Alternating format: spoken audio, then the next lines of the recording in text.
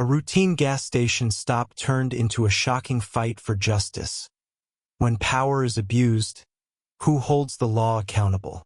They thought she was just another suspicious black woman. They had no idea she was the most powerful lawyer in the state. It was late, past 11, but Monica Jefferson didn't rush. She had spent the entire day in court, moving from one case to another, her mind a constant battlefield of arguments, evidence, and closing statements. Now all she wanted was to refuel her car and get home. She pulled into a Chevron station in Birmingham, Alabama, letting out a slow breath as the gas pump beeped to life.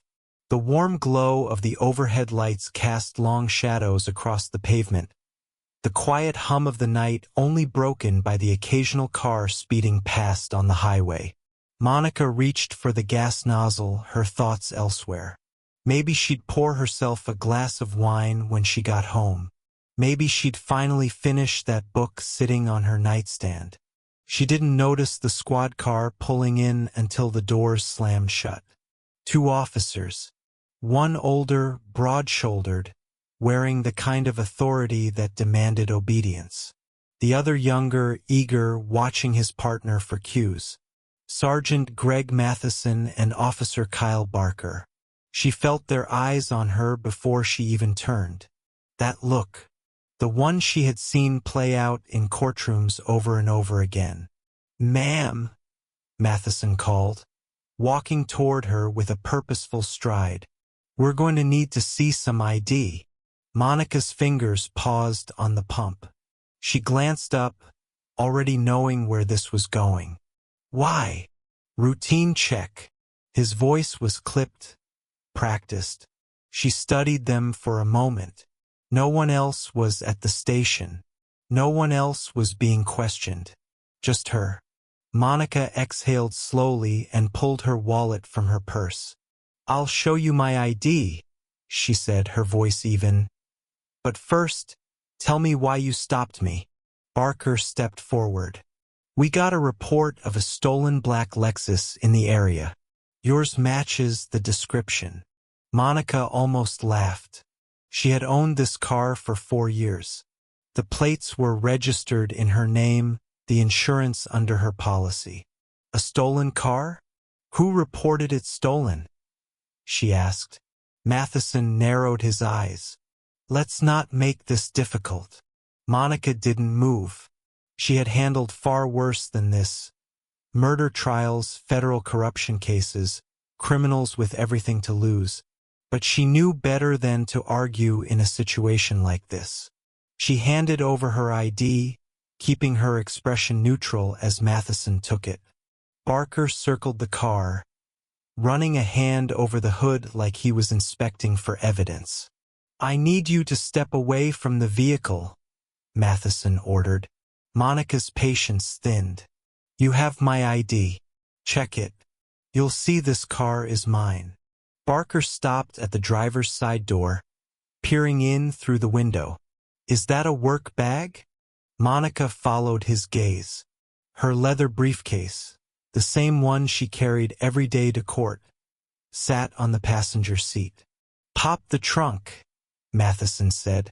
Monica raised an eyebrow. "No." He stepped closer. "Excuse me? You don't have probable cause," she said calmly. "My ID is valid, and this car is legally mine. You have no right to search it." A flicker of irritation passed over Matheson's face. He turned toward Barker. "Call it in." This was where things got dangerous. Monica had seen it too many times, how quickly situations like this could spiral. She could hear Barker's voice on the radio calling dispatch. Monica's heart pounded. Not with fear, but with a sharp, growing frustration. She had worked her entire career to fix this, to hold officers like these accountable. And now here she was. Matheson folded his arms, watching her like a problem that needed solving. "Ma'am, we're going to need you to step away from the car." Monica didn't move, but she knew this wasn't ending here. "If I refuse?" Matheson's expression darkened. Then we'll have to do this the hard way. Monica felt the shift in the air. The moment Matheson squared his shoulders, his stance changed. More rigid, more aggressive. She had spent enough time in court dissecting police body language to know what was coming next. "Ma'am, I'm not going to ask you again," Matheson said, his voice tightening. "Step away from the vehicle." Monica's pulse stayed steady. She had argued against men like him in court, picked apart their excuses on the stand. But here, on this dimly lit gas station lot, there was no judge, no jury. Just power, unchecked. Barker's hand hovered near his belt. Tension crackled between them. Monica could hear her own heartbeat, steady and deliberate as she calculated her next move. "Sergeant," she said, her voice calm, measured. "You know this is illegal." Matheson exhaled sharply through his nose. "You're resisting a lawful order." "There's nothing lawful about it," Monica countered. She should have known it didn't matter. Barker moved first. His hand shot out, gripping her wrist with a force that told her this wasn't about a traffic stop anymore. This was about control. Before she could react, Matheson grabbed her other arm, wrenching them both behind her back. "Are you serious?" Monica hissed, twisting slightly. "Stop resisting," Barker snapped. She wasn't, but they needed her to be. Cold steel closed around her wrists, the snap of the cuffs locking into place echoing in the silence. "You have no right. You're under arrest for failure to comply," Matheson interrupted. Monica clenched her jaw. This was textbook. Get the suspect agitated. Escalate the situation. Justify force. It was also predictable. They turned her, pressing her against the side of the car. The rough texture of Barker's gloved hand pushed against her shoulder. "You got anything on you I should know about?" Barker asked, patting down her pockets with deliberate slowness. Monica stared ahead. "Check the purse," Matheson ordered. Barker grabbed it off the hood, yanking it open. "Wallet, keys, court badge." His movement slowed. Sarge." Matheson glanced over. "What?" Barker pulled out a leather case, flipped it open. Monica's official identification stared back at them. State Prosecutor's Office. Chief Prosecutor. For a moment, silence. Then Matheson snatched it from Barker's hand, eyes scanning the embossed lettering, the golden state seal glinting under the fluorescent lights. His face lost a shade of color. "You're making a mistake," Monica said, her voice calm but edged. Matheson blinked, processing. Barker shifted uncomfortably. "Sarge, what do we do?" Matheson hesitated. The weight of what they had just done was crashing over him in real time. They had just arrested the woman overseeing their own department's racial profiling investigation. And now they were trapped. "Take the cuffs off," Matheson muttered. Barker didn't move. "I said, take the damn cuffs off." Barker fumbled, metal scraping against metal as he unlocked them. Monica rubbed her wrists, watching them both carefully. "Look," Matheson started, forcing a tight-lipped smile. This was a misunderstanding, but Monica wasn't smiling. She slowly took back her ID, slipping it into her jacket pocket. "Yeah," she said, eyes locked onto his. "It was. But misunderstandings don't come with handcuffs. And this wasn't over." Monica stood still, her wrists aching from the cuffs, the weight of the moment pressing down on the two men in front of her. Matheson looked like a man who had just stepped off a cliff without realizing it. Barker, younger and greener, kept shifting on his feet, his fingers twitching at his sides. "This doesn't have to go anywhere," Matheson said, his voice forced into something resembling control. Let's just move on. Monica let the words settle. Move on. She had spent her career fighting for people who never got the chance to move on. People who were dragged from their cars, slammed onto pavement, humiliated in front of their families. All because of officers who saw them as a problem, not a person.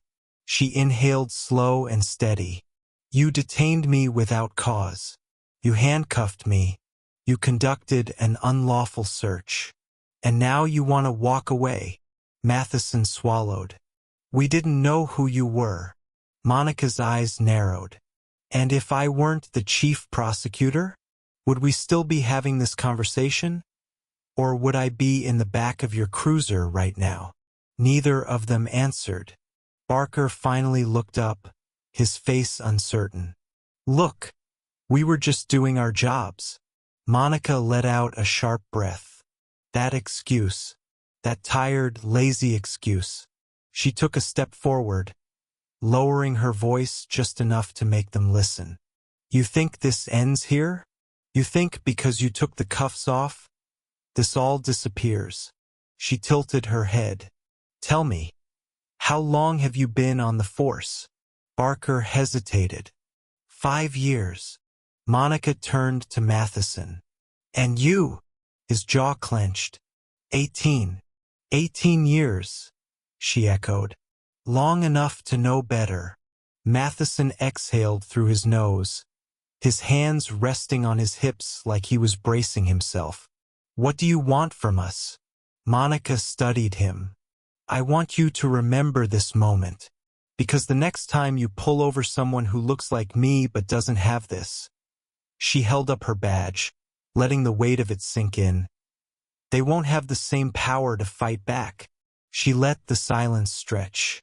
Barker shifted again, his face tight, eyes darting between her and his partner. Finally, Matheson spoke. Look, we screwed up. I get it. Monica shook her head. No, you don't. But you will. Matheson opened his mouth, but before he could say anything, the crackle of Barker's radio cut through the air. Unit 2 to 7, status check on that traffic stop. The dispatcher. Someone else knew about this encounter now. Barker hesitated, looking at Matheson for guidance. Matheson exhaled sharply. Tell them we're clear. Barker hesitated just a second too long. Guilt is a heavy thing to carry. But eventually he pressed the button. Unit 2 to 7, all clear. Monica nodded. Good. Now I suggest you both go home and think real hard about what just happened. She turned toward her car, reaching for the door handle. But then, as if something had just clicked into place, a slow realization crept into Matheson's face. What department did you say you worked for? He asked carefully. Monica smiled, but there was no warmth in it. I didn't. She slid into her seat, closed the door, and started the engine. As she pulled away, she didn't need to look in the rearview mirror to know they were still standing there. Their world suddenly much smaller than it had been 10 minutes ago, because they had just wrongfully arrested the woman leading the investigation into their department. And tomorrow morning, they would wake up to a nightmare they couldn't walk away from. The next morning, Monica sat at her desk, staring at the stack of case files in front of her. The irony wasn't lost on her. For months, she had been reviewing complaints against officers in the Birmingham Police Department, each one outlining patterns of racial profiling, excessive force, and unlawful stops. Each one filled with names of people who had been humiliated, arrested, or worse, all because officers made a mistake. And now, her own name belonged in one of those files. A knock at the door pulled her out of her thoughts. Her assistant, Clara Rodriguez, poked her head in. They're here. Monica exhaled. Send them in. The door opened wider, and Police Chief Walter Grayson stepped inside. His expression was tight, unreadable. Behind him, Internal Affairs Investigator Samuel Owens carried a manila folder tucked under his arm. They didn't waste time with pleasantries. Grayson cleared his throat. I saw the footage. Monica's fingers tapped against the edge of her desk. The gas station cameras had caught everything. I assume you also saw the part where they put me in handcuffs? She said coolly. Grayson's lips pressed into a thin line. I won't defend them. What happened last night was unacceptable. Monica tilted her head. Then you already know what comes next. Owens set the folder down, flipping it open. Inside were disciplinary reports, Matheson and Barker's names stamped across multiple complaints. Monica glanced down. How many? Grayson hesitated. Monica looked up sharply. How many? Owens answered instead. 14 complaints against Matheson. 9 against Barker. Mostly racial bias claims. Monica let that sink in. And yet, they were still patrolling the streets. She leaned back in her chair. You know, when I started looking into this department, I had a theory. She folded her hands together. I assumed the problem was systemic, that leadership turned a blind eye. But last night, I realized something else. Grayson's eyes flickered. And what's that?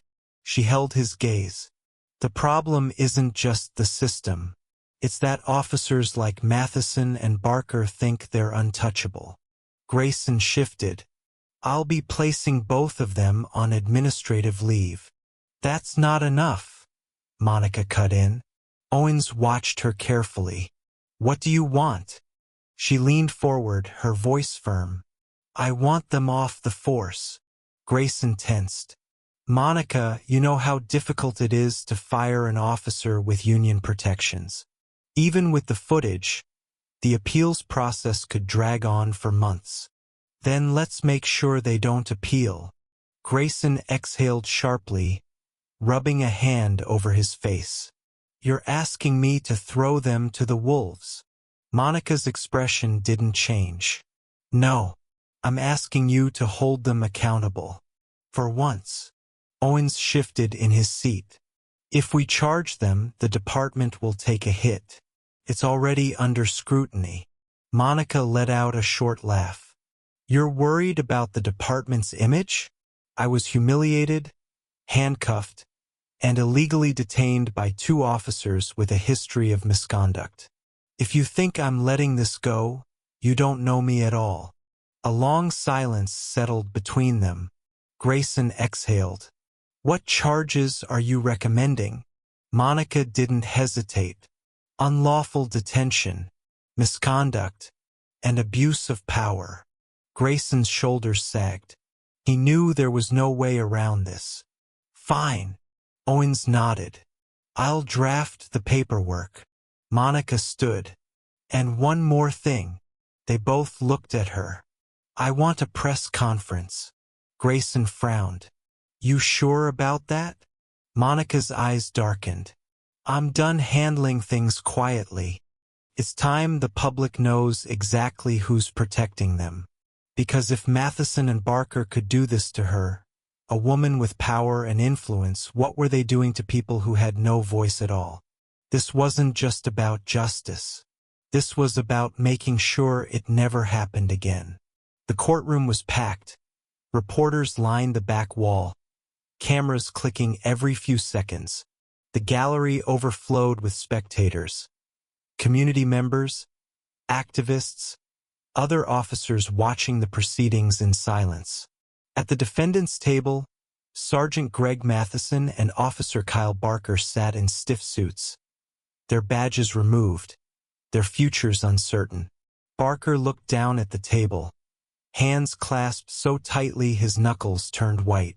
Matheson, jaw clenched, stared straight ahead, his expression carefully blank. Monica entered, the sound of her heels clicking against the polished floor. She had prosecuted criminals, corrupt officials, even officers before. But this was different. This time, she was both the prosecutor and the victim.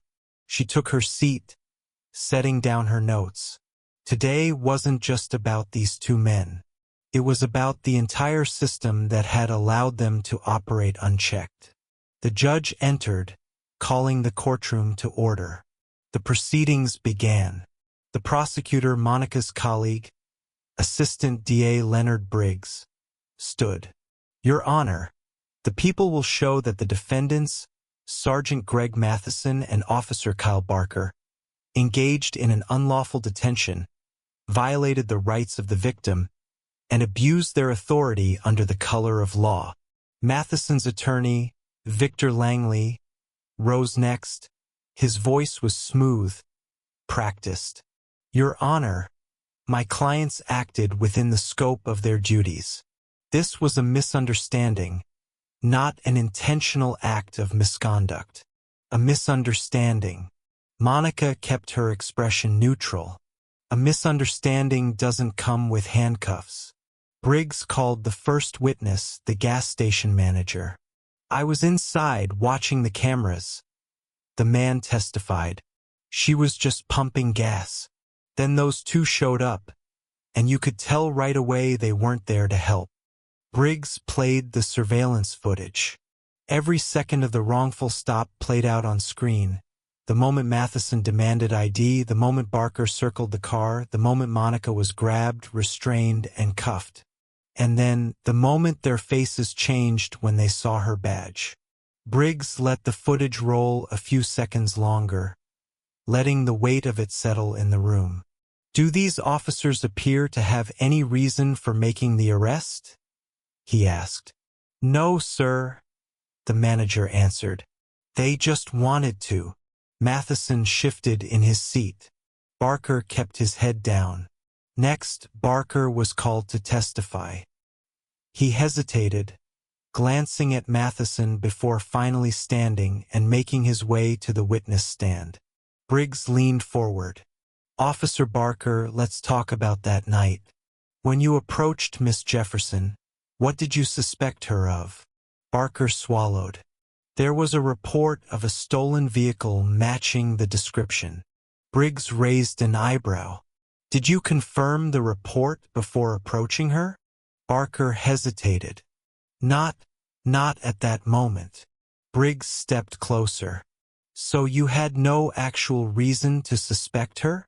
Barker shifted. We, just wanted to be sure. Briggs turned to the jury. Wanted to be sure. That's the reasoning. Not probable cause. Not evidence. Just a gut feeling. He turned back to Barker. At what point did you realize you had detained the chief prosecutor of this state? Barker's face reddened. After we ran her ID. And yet you still handcuffed her first. A long pause. Barker finally muttered. Yes. Matheson's attorney objected, but the damage was already done. When it was Monica's turn to take the stand, she spoke clearly, firmly. I have spent my career ensuring that people are treated fairly under the law, she told the court. These officers treated me as a criminal first, a citizen second. The only reason I am standing here today instead of sitting in jail is because of my job title. That should terrify everyone in this room. Her words hung in the air.